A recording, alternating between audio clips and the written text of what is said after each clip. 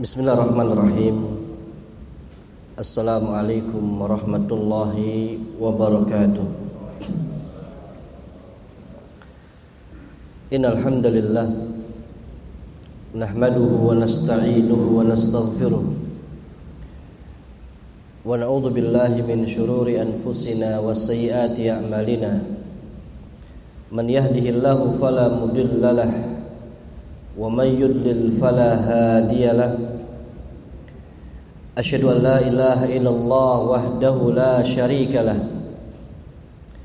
wa asyhadu anna sayyidana Muhammad ibn Abdillah ballagha risalah wa addal amanah wa nasahal ummah wa jahada fillahi ta'ala haqqa jihadihi hatta atahul yaqin. Wa laqad qala azza min qail ya ayyuhalladzina amanu taqullaha haqqa tuqatih wa la tamutunna illa wa antum muslimun. Jamaah rahimani wa rahimakumullah wa hafizakumullah jami'an.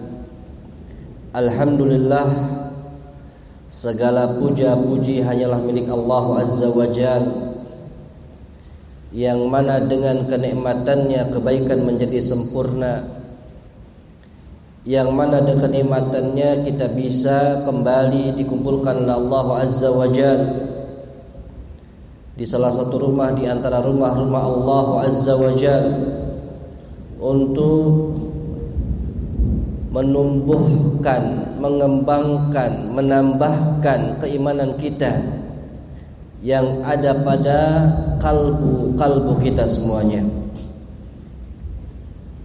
Karena di antara sebab bertambahnya keimanan adalah dengan kita senantiasa mendengarkan ayat-ayat Allah, mendengarkan hadis-hadis Rasulullah, dan contoh-contoh dari perjalanan Rasul dan para sahabatnya ridwanullah alaihim ajmain. Pada kesempatan malam hari ini kita akan mengambil sebuah tema curang, bolehkah? Sebuah ungkapan yang sebenarnya jawabannya jelas, yang sebenarnya jawabannya sangat mudah untuk kita jawab. Tetapi di sini ya Syekh Profesor Dr. Umar bin Abdullah Al-Muqbil hafizahullah taala menjadikan kaidah nabawiyah, kaidah dari hadis Nabi sallallahu alaihi wasallam menjadi sebuah kaidah yang besar, menjadikan sebuah kaidah yang penting untuk dijadikan sebagai pedoman kita. Oleh karena itu pada kaidah nabawiyah yang ke-24 beliau hafizahullah taala mengutip potongan hadis Nabi sallallahu alaihi wasallam yang diriwayatkan oleh Imam Muslim dari sahabat Abu Hurairah radhiyallahu taala anhu, man ghasyana falaysa minna. Barang siapa yang berbuat curang kepada kami, falaysa minna, maka dia bukan termasuk golongan kami. Man ghasyana, barang siapa yang berbuat curang, menipu, mengelabui, memalsukan sesuatu dari kita, itu dari apa yang sudah diajarkan oleh syariat, falaysa minna, maka bukan termasuk dari orang-orang yang berada di jalan kami. Al-Imam An-Nawawi rahimahullahu ta'ala ketika beliau berpendapat terkait falaisa minna, beliau mengatakan laisa ala man ihtada bihadyina waqtada biilmina wa amalina wa husni tariqatina. Falaisa minna maknanya, kata Imam Nawawi rahimahullahu ta'ala, adalah bukan berada di dalam petunjuk kami, bukan mengikuti tuntunan kami, dan tidak berada di jalan yang kami lakukan. Itu maksud daripada perkataan falaisa minna. Minna ini kembali kepada siapa? Kepada jalannya Rasulullah sallallahu alaihi wasallam. Bukan falaisa minna, bukan golongan kami bukan. Bukan pada sebuah golongan tertentu, bukan. Bukan kepada ormas tertentu, bukan. Karena minna di sini kembali kepada apa? Kembali kepada Rasul sallallahu alaihi wasallam, jalan, langkah, petunjuk dan tuntunan Rasulullah sallallahu alaihi wasallam. Ahibbati fillah rahimani wa rahimakumullah. Syekh Profesor Dr. Umar bin Abdullah Al-Muqbil hafizahullah taala, sebelum beliau mengupas terkait dengan kaidah Nabi ini, kaidah Nabawiyah ini, beliau mengutipkan sebuah muqaddimah, sebuah pembuka daripada kutipan hadis Nabi sallallahu alaihi wasallam ini. Beliau mengutipkan dari seorang yang bernama Raghib Al-Asbahani. Ar-Raghib Al-Asbahani, yang dimana Al-Imam Raghib Al-Asbahani rahimahullahu ta'ala, beliau menukilkan sebuah atau mengatakan sebuah pendapat, sebuah perkataan. Kata beliau, awwalun nushi an yansahal insanu nafsahu faman ghasyaha faqallama yansahu ghairah. Awalun nushi, nasihat yang pertama, nasihat yang utama, nasihat yang paling penting adalah an yansuhal insanu nafsahu. Adalah seorang manusia, dia menasihati dirinya sendiri. Sering kita sampaikan, kadang manusia mereka itu keras kepada orang lain, akan tetapi dirinya tidak dikeraskan, tidak dididik sebagaimana dia berbicara kepada orang lain. Harusnya kebalikannya, dia lebih kepada dirinya sendiri. Maka kata Al-Imam Raghib Al-Asbahani, yang paling pertama kali ketika seorang memberikan nasihat adalah dia menasehati dirinya sendiri. Maka seorang an-nasih, seorang memberikan nasihat, maka sejatinya dia sedang menasehati dirinya. Dia menasehati dirinya agar bisa lebih baik, agar dirinya bisa lebih utama dibandingkan yang lain.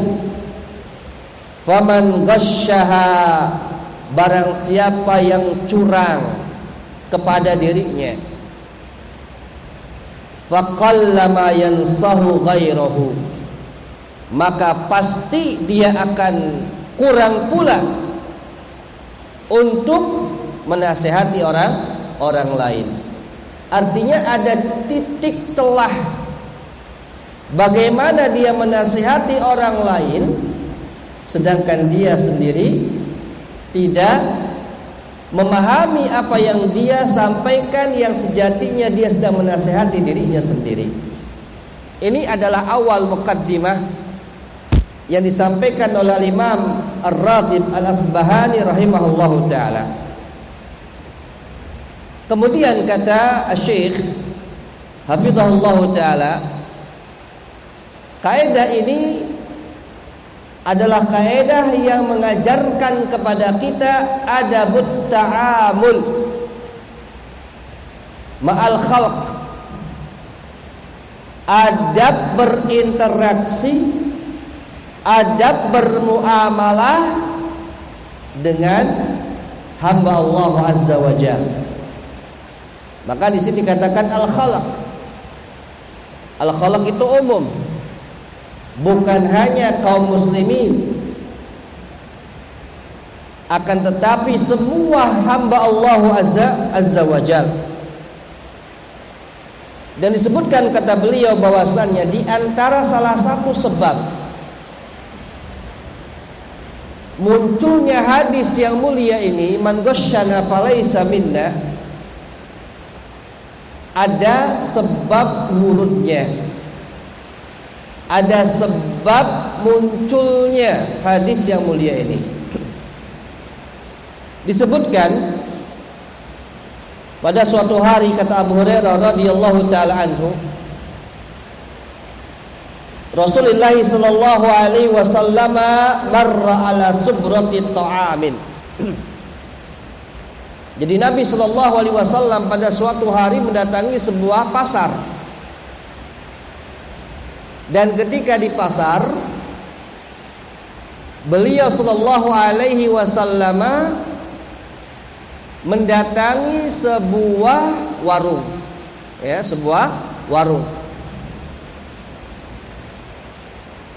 Kemudian Nabi sallallahu alaihi wasallam langsung menuju sebuah tempat kumpulan makanan. Ada yang mengatakan di situ tepung, karena makanan yang pokok orang Arab adalah tepung.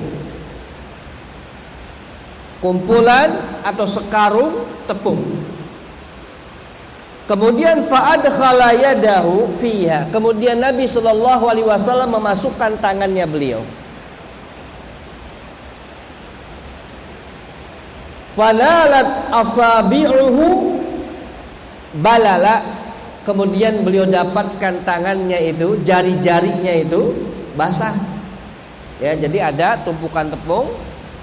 Nabi masukkan tangannya, kemudian diangkat.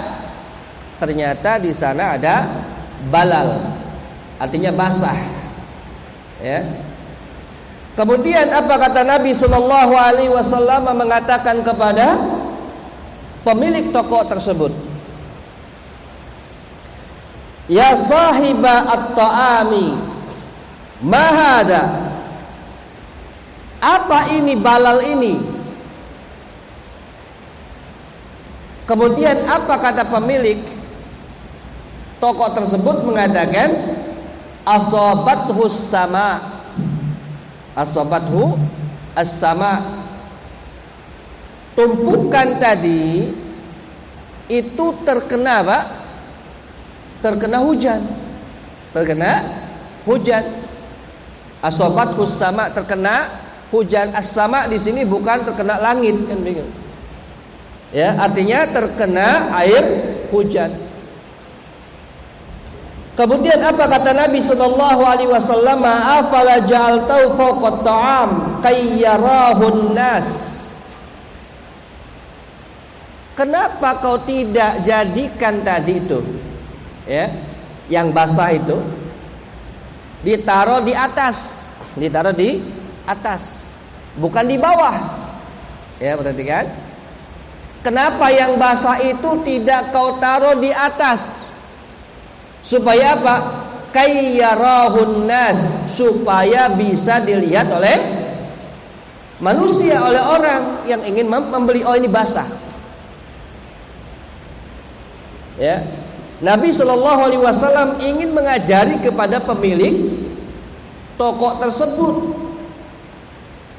Agar apa? Agar apa yang dia jual itu diketahui oleh orang banyak. Kemudian apa kata Nabi sallallahu alaihi wasallam? Man ghasyana falaisa minna. Barang siapa yang berbuat curang, maka dia bukanlah termasuk golongan kami.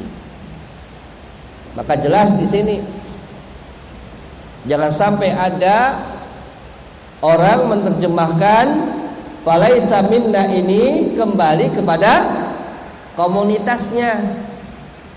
Karena sekarang itu luar biasa jamaah.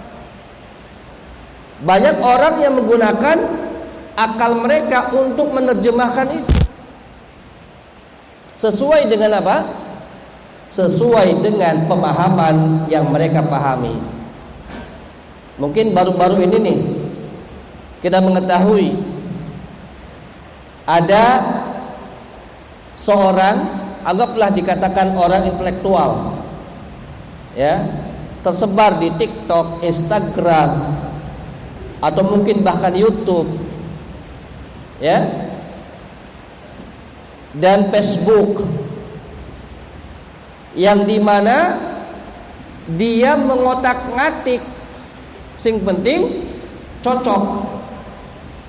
Itu surat apa? Surat Al-Qari'ah. Surat Al-Qari'ah, yang dimana dia mengatakan bahwasannya Al-Qari'ah bukan hari kiamat. Yang dia mengatakan bahwa selama ini kita dibodohi, ya, baru kita mengetahui. Bahkan dia mengatakan, saya juga baru tahu ternyata bukan hari kiamat artinya. Sudah berapa puluh tahun dia hidup, katanya baru tahu dia bahwasannya Al-Qari'ah itu artinya bukan hari kiamat. Ternyata Al-Qari'ah itu adalah pembaca Al-Quran wanita. Ada Al-Qari, ada Al-Qari'ah. Al-Qari buat pembaca laki-laki, Al-Qari'ah buat pembaca perempuan. Kemudian dinukilkan lagi dengan ayat yang keempat, dengan luar biasa. Dari mana pemahaman itu? Ya, dari mana pemahaman itu? Apakah hanya sekedar orang punya kecerdasan kemudian dia bisa otak-atik ayat dan hadis Nabi sallallahu alaihi wasallam itu bisa? Tidak. Bahkan tidak setiap orang ketika dia misalnya dengan pikirannya, walaupun dia paham tetapi dia tidak merujuk kepada sebuah kitab yang jelas, kemudian dia sampaikan, kemudian benar, belum tentu itu juga dikatakan benar. Maka penting bagi kita semuanya di dalam apa? Di dalam talaqi ini penting banget. Bukan hanya sekedar dia itu cerdas di dalam retorikanya, tidak. Ya, tetapi bagaimana dia memahami terkait dengan pemahaman yang tepat, pemahaman yang benar. Ya. Bukan hanya sekedar orang pintar bahasa Arab, tidak. Oleh karena itu di dalam kaedah penting dalam kita belajar ada dua hal penting itu. Yang pertama adalah tauhid masdari talaqqi. Harus mengetahui sumber pengambilan hukum, dari mana sumbernya. Kalau sumbernya jelas dari Al-Quran dan As-Sunnah, maka yang kedua adalah tauhid masdaril fahmi, menyatukan sumber pemahamannya. Harus jelas pemahamannya dari siapa. Ya, tidak bisa kita ketika seorang, masya Allah, kan bisa hanya langsung naik mimbar kemudian dia baca Al-Quran kemudian dia jabarkan. Tidak seperti itu. Nah, nanti kita akan bahas terkait dengan bagaimana kecurangannya para ulama di sana. Bagaimana ulama yang dikatakan curang akan kita bahas di sana nanti. Ya, karena hadis Nabi Shallallahu Alaihi Wasallam ini memberikan sebuah kaedah yang umum, general kepada kita semuanya. Jamaah rahimani wa rahimakumullah wa hafizakumullahu jami'an. Nabi sallallahu alaihi wasallam di dalam kaidah yang agung ini, beliau menyampaikan terkait dengan al-uqubah an-nafsiyah al-alimah, hukuman yang bersifat nafsiyah, kejiwaan, al-alimah, yang sangat pedih, ya, hukuman mental, ya. Kalau yang sudah dikenakan mental udah luar biasa. Ketika Nabi mengatakan falaisa minna, ini mental yang dikenakan. Dimanapun kamu melakukan suatu falaisa minna, kamu bukan termasuk golonganku. Ini yang diserang oleh Nabi Shallallahu Alaihi Wasallam adalah mentalnya pengikut Rasulullah Shallallahu Alaihi Wasallam. Kemudian disebutkan, kata beliau hafizahullahu taala, falladina yaghshuna fil bai'i aw fil syira'i yartaqibuna mahduraini. Jadi orang-orang yang berbuat curang di dalam jual beli itu terkena apa? Dua bahaya dia. Terkait dengan jual beli ini baru nanti akan dijabarkan oleh beliau. Terkait dengan al-ghish itu, apakah hanya jual beli saja ataukah dalam unsur-unsur yang lainnya? Yang pertama di sini adalah al-mahdhurul awal. Bahaya yang pertama adalah al-udwanu ala ikhwanihim al-muslimin. Sejatinya seorang yang berbuat curang, dia sedang menanam kebencian kepada saudara-saudaranya kaum muslimin terkhusus. Pertanyaannya, apakah kita boleh berbuat curang kepada non muslim? Juga tidak boleh. Ya, juga tidak boleh. Bukan hanya kepada kaum muslimin saja, tetapi kepada orang juga tidak, non muslim juga tidak boleh. Ya, kenapa? Karena masuk kepada akhdu amwalihim bighairil haq. Kita merampas harta mereka tanpa dengan kebenaran. Sampai terkait dengan harta zakat saja. Harta zakat. Nabi sallallahu alaihi wasallam memberikan tahdzir, memberikan peringatan kepada Mu'adz bin Jabal radhiyallahu taala anhu. Ketika beliau diminta untuk mengambil harta zakat dari penduduk Yaman, Nabi sallallahu alaihi wasallam mengatakan, wattaqi wa iyyaka wa qara'ima amwalihim. Hati-hati kamu wahai Mu'adz terkait dengan harta yang berharga mereka. Artinya jangan sampai merampas harta yang dimana melebihi daripada harta zakat. Ya. Jadi kalau kita melihat Islam itu luar biasa. Coba dalam masalah hukum perampasan aset tuh yang berlaku, itu kan kadang lebih kejam dibandingkan dalam apa? Dalam Islam. Ya, Nabi sallallahu alaihi wasallam dalam zakat saja yang sejatinya itu adalah hak Allah atas hambanya, yang sudah sampai kepada nisab, yang sudah sampai kepada haul, itu saja diwanti-wanti oleh Nabi sallallahu alaihi wasallam jangan sampai dia mengambil harta yang berharga di kalangan mereka semuanya. Itu yang pertama. Kemudian yang kedua adalah annahum yanalu tabarru'un nabi minhum. Mereka mendapatkan apa? Berlepasnya Nabi dari mereka. Nabi tidak ikut-ikutan terkait dengan praktek yang mereka lakukan. Nabi berlepas diri dengan mengatakan falaisa minna, bukan dari golongan kami, kata Nabi sallallahu alaihi wasallam. Bahkan disebutkan kata beliau hafizahullahu taala, Wa bi'satil bidha'ah bidha'atun yaltahiqu fiha sahibuha bil bara'ati min Rasulillah sallallahu alaihi wasallam. Seburuk-buruknya perniagaan, seburuk-buruknya jualan adalah jualan yang dimana Nabi sallallahu alaihi wasallam berlepas dari penjualan tersebut. Lihat, ini sangat membahayakan sekali dengan Nabi mengatakan man ghasyana falaisa minna. Dan ini jamaah rahimani wa rahimakumullah, ya, ini menjadikan bagi kita ini sebuah ancaman. Hati-hati loh kita ketika kita berbuat curang, ya, berbuat curang. Dan di sini Nabi sallallahu alaihi wasallam menyampaikan jawami'ul kalim. Jawami'ul kalim artinya apa?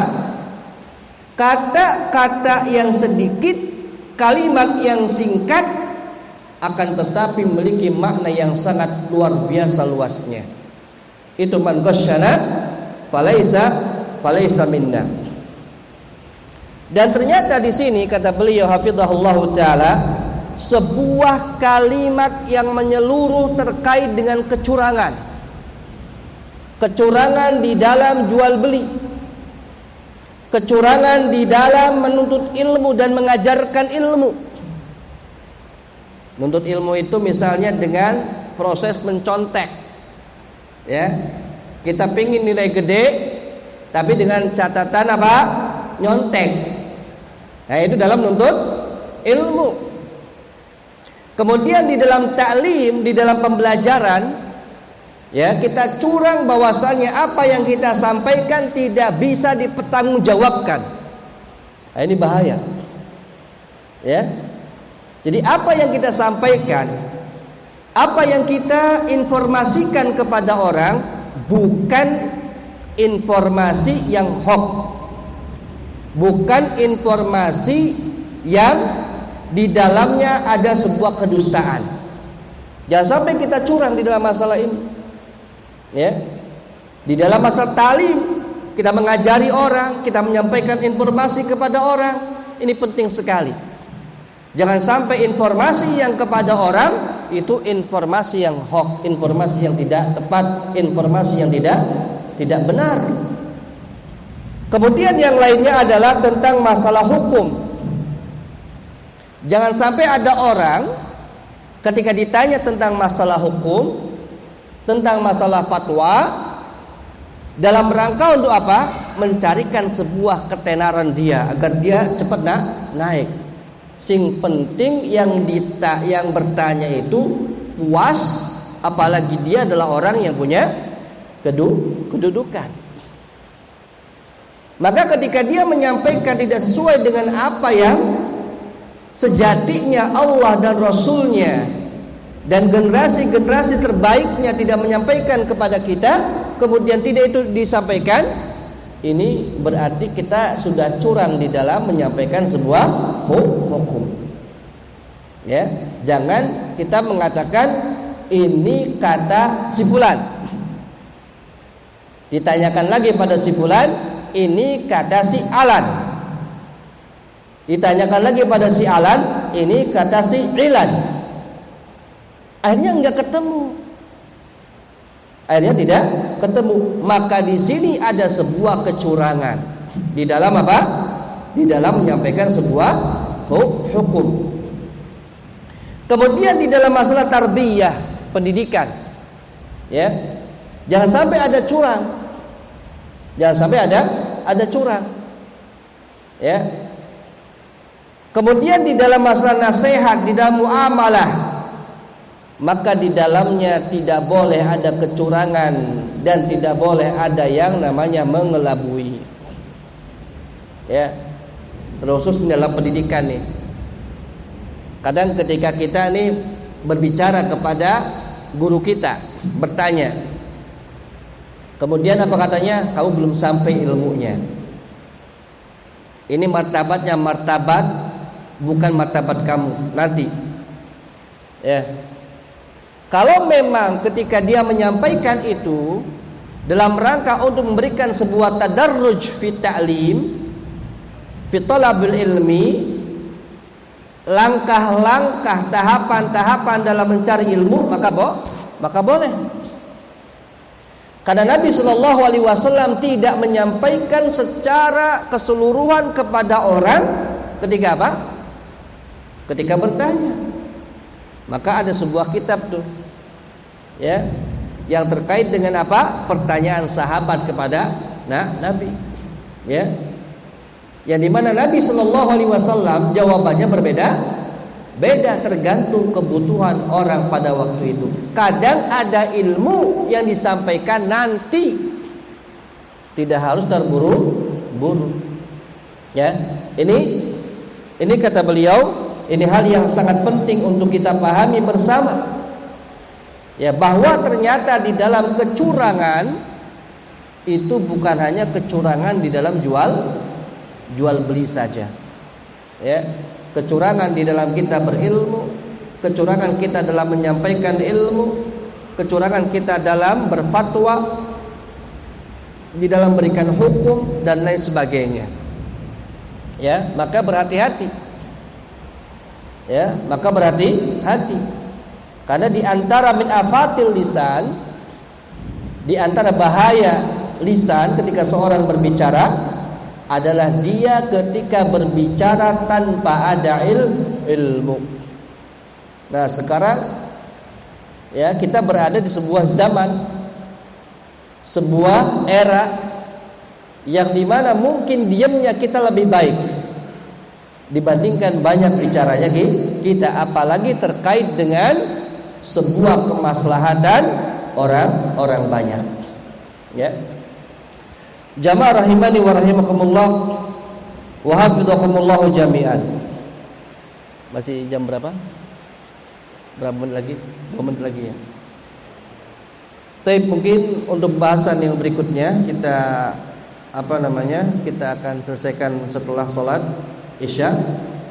Wa sallallahu ala Muhammad wa ala alihi wa sahbihi wa sallim.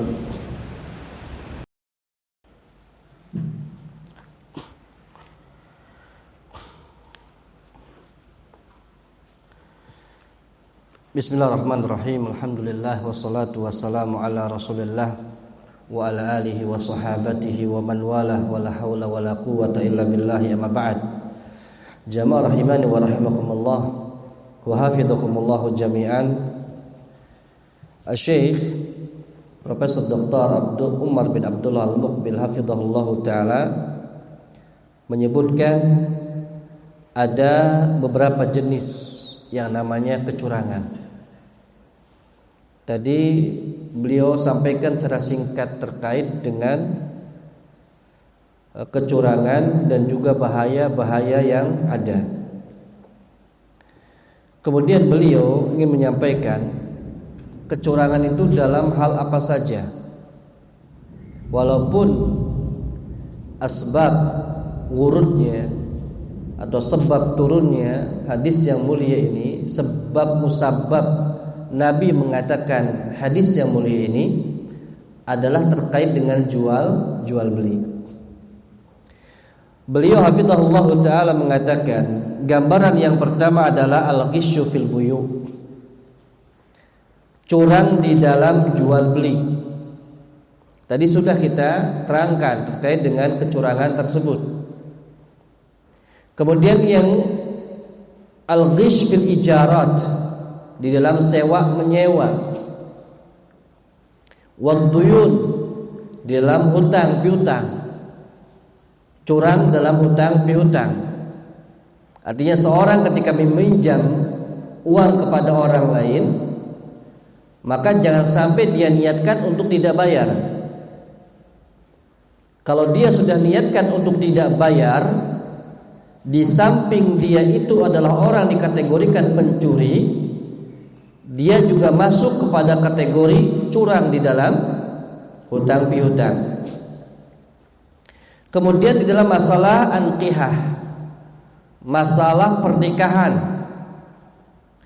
juga terdapat beberapa kasus di masyarakat terkait dengan pernikahan.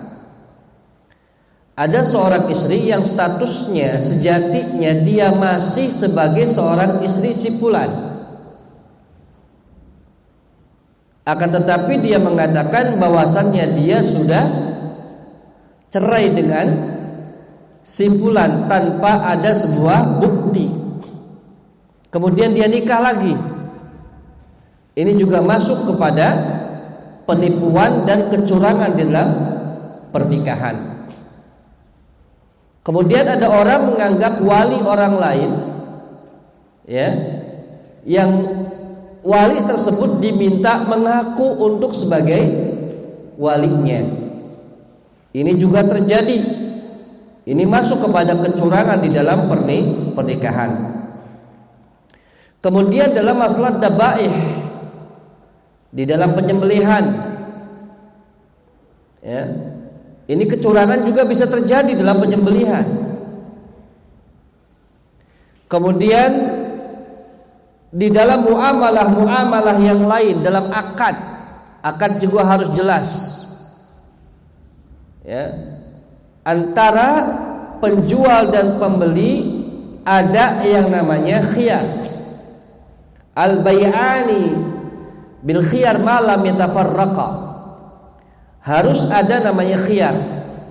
Ketika disampaikan misalnya dalam waktu tertentu disampaikan ini ada hal yang cacat, maka bisa ada apa? Ada kesepakatannya. Dan menyebutkan terkait dengan aibnya. Nanti kita akan melihat bagaimana contoh-contoh para sahabat, tabi'in dan tabi'ut tabi'in di dalam masalah jual beli. Kemudian yang berikutnya adalah dia menipu manusia, mencurangi orang dengan akad-akad palsu. Akad-akad palsu, dipalsukan akadnya. Dengan dia misalnya mengatakan ini mendapatkan semacam asuransi dan sebagainya, ya, padahal tidak ada, ya. Maka ini semuanya ketika kecurangan terjadi, maka masuk kepada aklu amwalin nas bighairi haq, masuk kepada kategori memakan harta manusia tanpa dibenarkan oleh syariat. Kemudian yang berikutnya adalah nomor 2, al-ghish fin nushi, curang di dalam memberikan nasihat. Contohnya adalah ketika seorang memberikan nasihat, dia lihat orang yang ketika dia lihat itu dia melakukan sebuah mukhalafah, dia sampaikan mukhalafah tersebut dengan menyebutkan inilah hakikat permasalahan yang kamu langgar, ya, disebut dengan ibda al-haqaiq, menyampaikan terkait dengan realita permasalahan yang terjadi. Kemudian juga di antara bentuk al-ghish fin nushi, curang di dalam nasihat, adalah an-naqas fin nasiha. Dia ini berpikir-pikir karena orang yang dia nasihati adalah orang yang bisa mendatangi apa? Kemaslahatan. Ya, yang muncul adalah apa? Tentang masalah hal-hal yang baik saja, tidak hal-hal yang buruk. Ya, maka seorang ketika menasihati maka diingatkan orang itu terkait hal-hal yang buruk pula, agar jangan sampai dia terjerumus kepada sesuatu yang buruk, ya, atau dia berdusta di dalam nasihatnya. Kemudian yang berikutnya lagi adalah seorang yang diberikan nasihat, ketika memang seorang yang memberikan nasihat itu tahu bagaimana yang realita terjadi dari orang yang melakukan sebuah kesalahan tadi, maka dia wajib untuk menampakkan apa kesalahannya, jangan dia sembunyikan. Misalnya kesalahannya kamu tadi ada hal-hal yang dusta dalam omongan kamu. Itu disampaikan, jangan sampai tidak disampaikan. Nah, apalagi kita di zaman sekarang nih. Ya, ketika kita contoh saja kita mensukai kepada salah satu paslon misalnya, mohon maaf. Ya, kita mengatakan bahwasannya mati-matian semuanya benar. Ini juga tidak benar. Ya. Dan kita harus sosok yang dimana ketika memberikan sebuah masukan, ini ada kekurangannya di sini, ini ada kelebihan di sini. Jangan sampai kekurangan itu ditutup-tutupi karena kefanatikan kita kepada seseorang tersebut. Artinya sebagai bentuk evaluasi, sebagai bentuk dia ini memperbaiki diri, perbaikan diri. Ya, jangan sampai kita tutupi. Kadang mungkin yang paling enak adalah kita menyampaikan kebaikan-kebaikannya, kan begitu. Ya, tetapi ketika kita memberikan sebuah masukan kepada orang terkait dengan keburukan, jangan disampaikan lewat forum orang banyak. Apalagi dia adalah orang yang punya peranan penting di dalam masyarakat. Ya, maka dinasihati dengan cara yang baik, yang tepat. Ya. Kemudian yang berikutnya, yang ketiga, kata beliau hafizahullah taala, al-ghisyu lirra'iyya as-sughra awil kubra, yaitu seorang curang kepada rakyatnya. Ya, rakyatnya baik itu kecil maupun besar. Kalau kecil misalnya seorang kepala keluarga kepada istri, kepada anak-anaknya. Kalau besar mungkin kita mulai RT, kemudian RW, kemudian kadus dan lurah, dan sampai kepada tingkat kepala negara. Ya. Ini juga hati-hati dalam masalah kecurangan tersebut. Disebutkan dalam sebuah hadis yang diriwayatkan oleh Imam Al-Bukhari dan Imam Muslim dari sahabat Ma'qil ibn Yasar radhiyallahu taala anhu, bahwasanya Rasulullah SAW bersabda, "Ma min 'abdin yastar'ihi Allahu ra'iyatan yamutu yawma yamut wa huwa ghashin li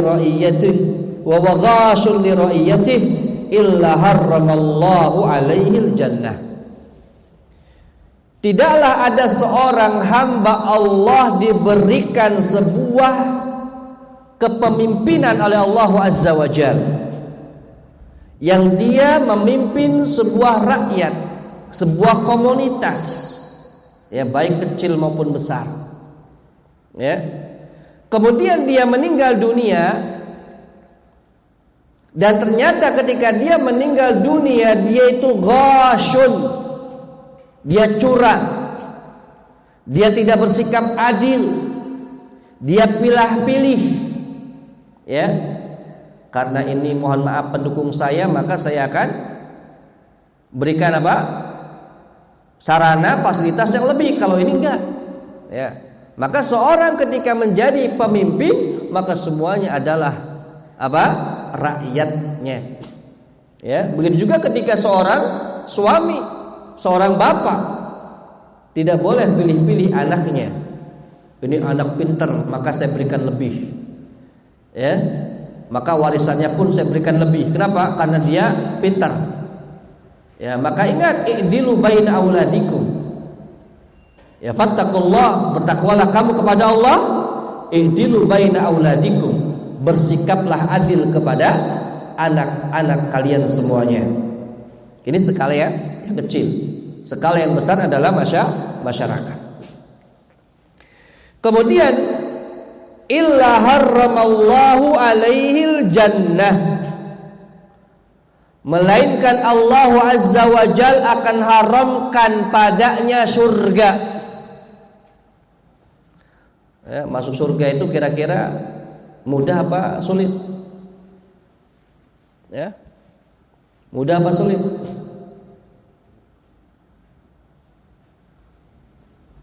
Mudah apa sulit? Mudah masuk surga. Ya. Mudah. Dan surga itu sangat dekat. Ya. Jadi surga itu sampai sangat dekatnya itu akrab, lebih dekat dibandingkan tali sendal kita. Ya, neraka juga sama. Maka kalau kita melihat hadis-hadis Nabi Shallallahu Alaihi Wasallam, banyak yang masuk surga disebabkan karena amalan yang kecil. Contoh saja, ada orang dimasukkan ke dalam surga disebabkan ada ranting pohon jatuh. Ya. Kemudian dia singkirkan itu supaya tidak mengganggu manusia. Maka dia apa? Dimasukkan ke dalam surga. Ya. Ternyata kalau kita melihat masuk surga itu lebih mudah dibandingkan apa? Masuk kepada sebuah komunitas. Ya. Ya apa tidak? Iya, masuk kepada sebuah komunitas itu sulit, tesnya, fit and proper testnya luar biasa itu. Ya, tapi kalau masuk surga sudah sangat mudah. Allah jelaskan semuanya, SOP-nya Allah jelaskan. Nabi jelaskan SOP-nya. Dan ternyata lebih mudah. Malah justru kita yang mempersulit orang-orang untuk masuk surga. Ya. Kemudian yang berikutnya, jamaah rahimani wa rahimakumullah, maka kalau kita melihat sejarah kepada para sahabat ridwanullah alaihim ajmain, bagaimana mereka bersemangat untuk menghilangkan yang namanya sifat curang, sifat merugikan orang lain. Disebutkan dalam sebuah hadis Jarir bin Abdullah Al-Bajali radhiyallahu taala anhu yang diriwayatkan oleh Imam Muslim dalam sahihnya, dia berkata, bayatun nabiyya sallallahu alaihi wasallam ala nushi likulli muslimin mastata'at. Aku membaiat Nabi sallallahu alaihi wasallam untuk apa? Untuk aku memberikan nasihat kepada setiap muslim sebatas yang aku mampu. Salah satu contoh nih, ya, dari Jarir bin Abdullah Al-Bajali radhiyallahu taala anhu. Pada suatu hari Jarir memanggil budaknya untuk mencari seekor kuda.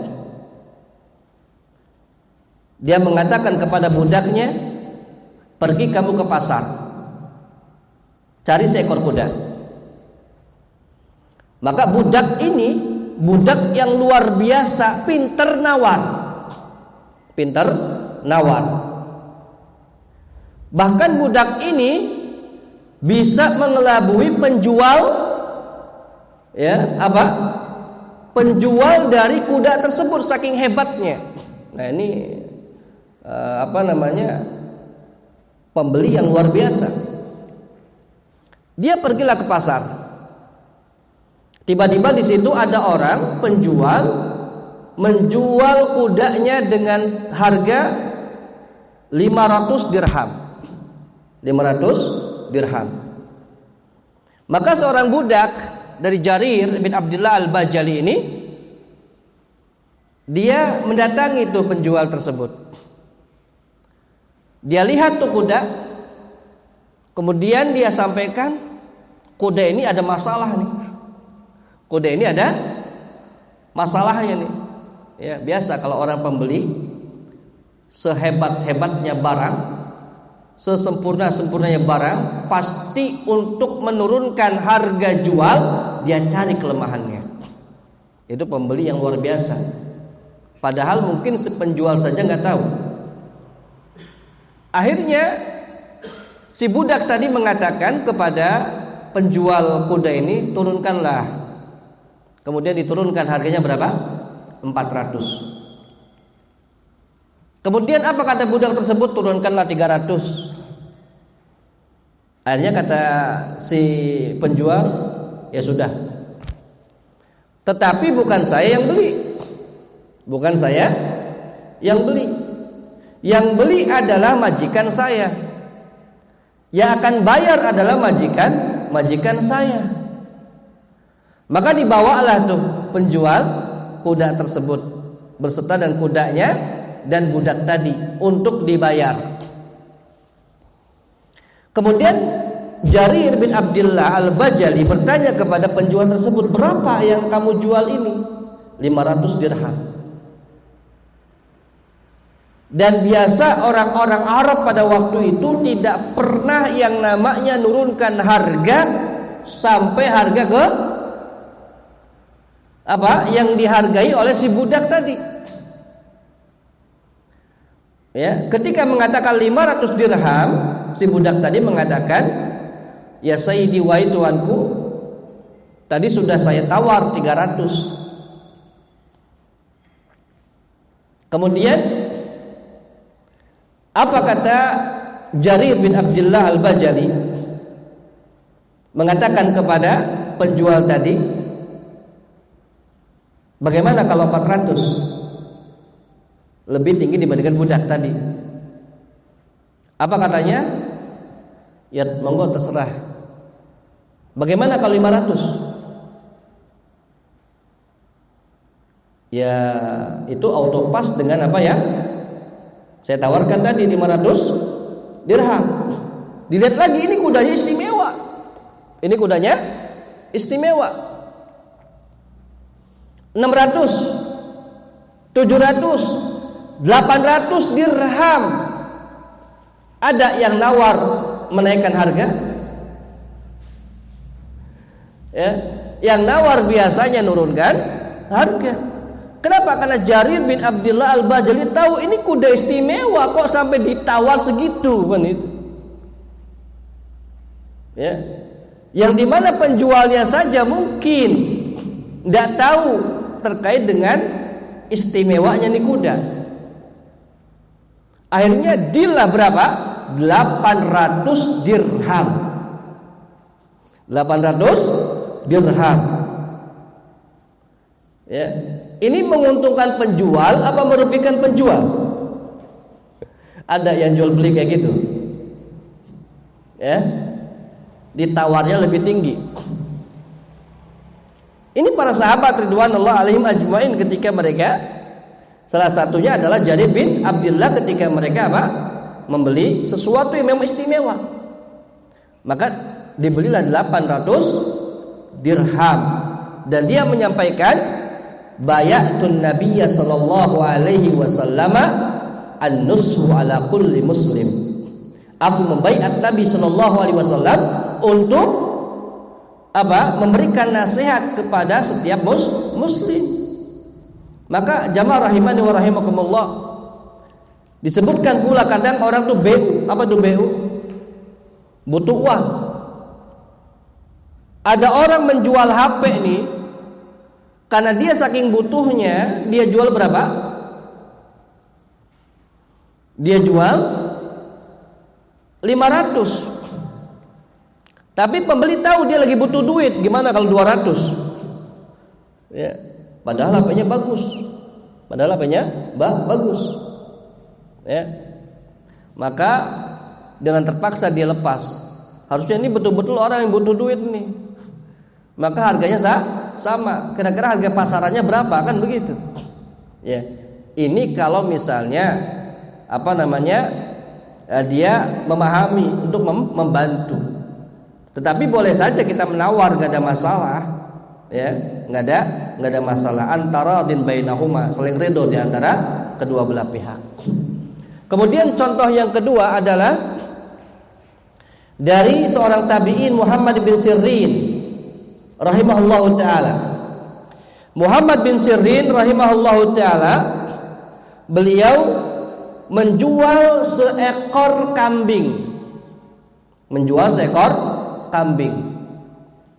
Kemudian sebelum beliau itu dibayar tuh seekor kambing tersebut sama pembeli, beliau mengatakan, ada aibnya. Ada aibnya. Ya. Kemudian pembeli tadi mengatakan, aibnya apa? Nah, kata Muhammad ibn Sirin rahimahullahu taala, disebutkan taqlibul alafa birijliha.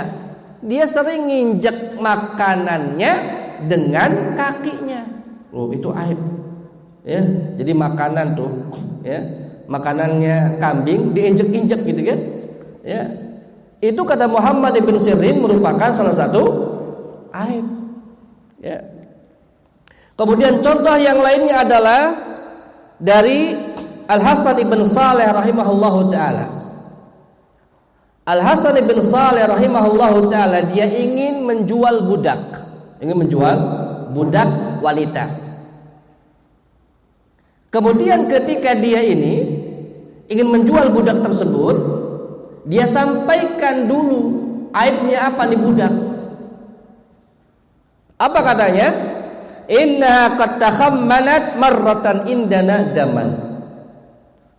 Dia pernah sekali mengeluarkan dahak yang di situ ada darah. Kira-kira ini masuk aib apa tidak? Kan begitu. Tetapi itulah yang diketahui oleh Al-Hasan bin Saleh yang merupakan sesuatu aib yang dia ketahui, yang lainnya dia tidak ketahui. Lihat, ini generasi-generasi salaf ketika apa? Mereka berusaha untuk menyampaikan apa-apa yang dia jual. Ya, supaya apa? Supaya mendapatkan sebuah keberkahan. Jamaah rahimani wa rahimakumullah. Kemudian disebutkan pula bahwa kata beliau, hafizahullah ta'ala, kewajiban bagi setiap muslim dan muslimah harus betul-betul memahami apa yang dituntunkan oleh Nabi sallallahu alaihi wasallam dan apa yang kaitannya dengan harta yang dia makan.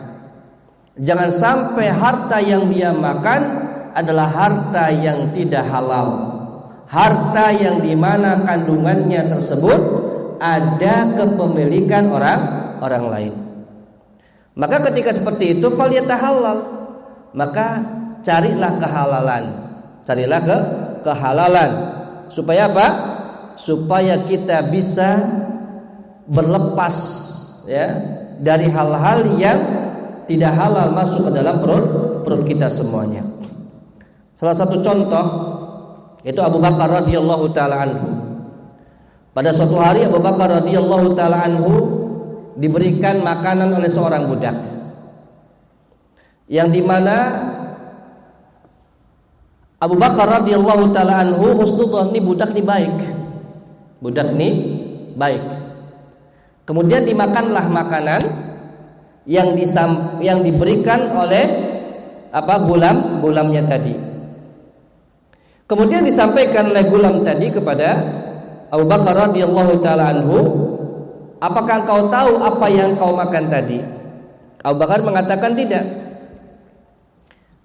Apa yang kau makan tadi adalah hasil aku ini melakukan sebuah tindakan yang seakan-akan aku ada seorang dukun. Ya, takahantu lil insan. Artinya sesuatu yang dia sejatinya bukan seorang tabib, kemudian dia ngerasa seorang tabib. Tapi kadang-kadang kebetulan ya bisa gitu kan. Karena ini contoh, ada orang sakit, kemudian kita kasih tahu, coba beli di apotek obat ini, ternyata cocok. Ya. Nah, gulamnya Abu Bakar radhiyallahu taala anhu juga seperti itu.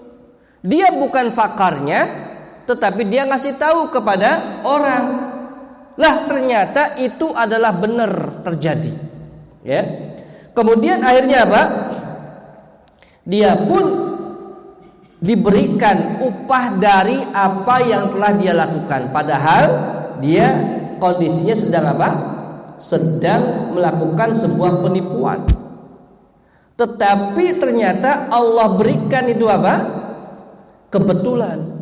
Ya, kebetulan dia enggak ahli di dalam pakar ini, pakar itu, tetapi ternyata dia hanya berusaha melakukan sesuatu, ternyata betul, ya, ternyata tepat, dan akhirnya dia diberikan upah, ya. Nah, kemudian apa kata gulam tadi? Itulah yang kamu makan.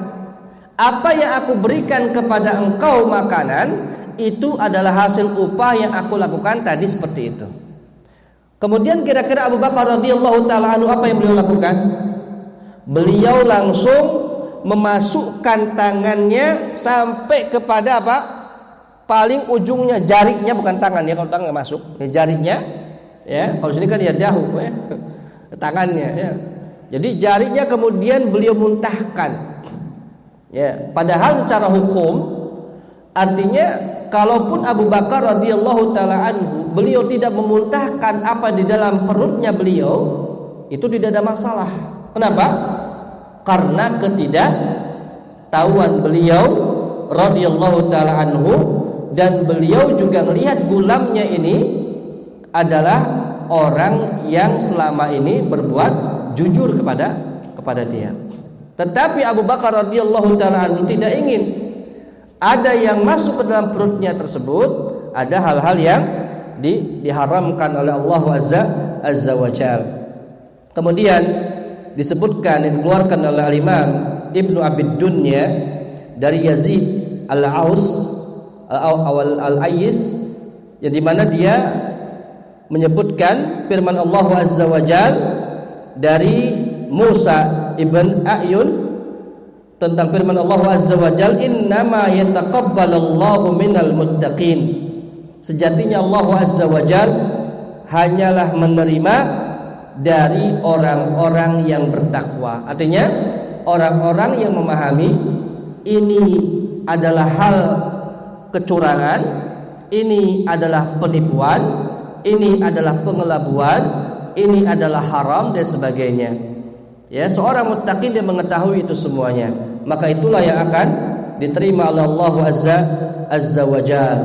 Jamaah rahimani wa rahimakumullah wa hafizakumullah jami'an. Maka beliau hafizahullah taala memberikan ringkasan kaidah man ghasyana falaysa minna.